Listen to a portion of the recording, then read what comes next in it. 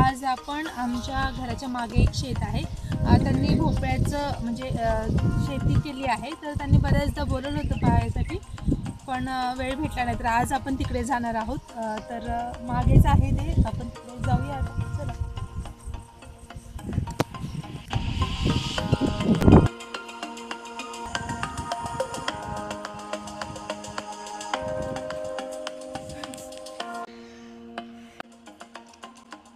ही सगळे भोपळ्यांची झाडं आहेत, वेल आहेत आणि मध्ये सीताफळाची झाडं देखील लावली आहेत. ती मोठा भोपळा आलेला आहे, काशीफळ भोपळा ज्याला म्हणतात. आणि अशा प्रकारे खूप आहेत. इथेच लगेच एक आहे, इथे पण आहे.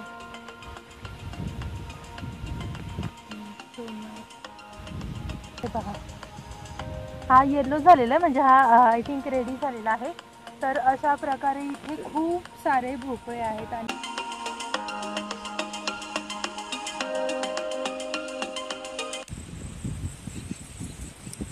हा कमीत कमी 10 किलोचा असेल, आय थिंक वजन वगैरे.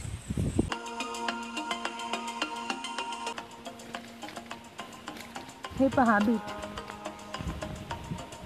आणि हे बीट आहे.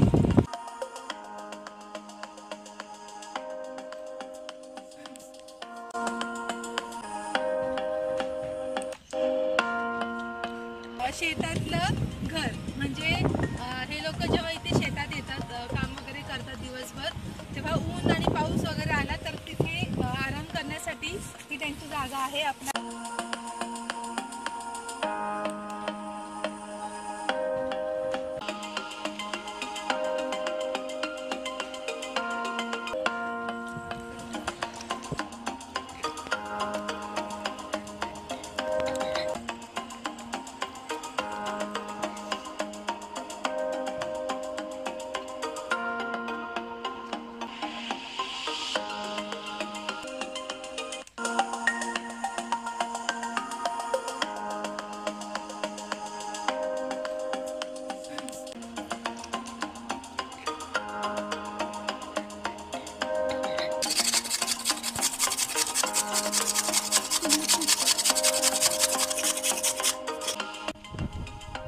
आता आपण याच्यात गव्हाचं पीठ घालणार आहोत.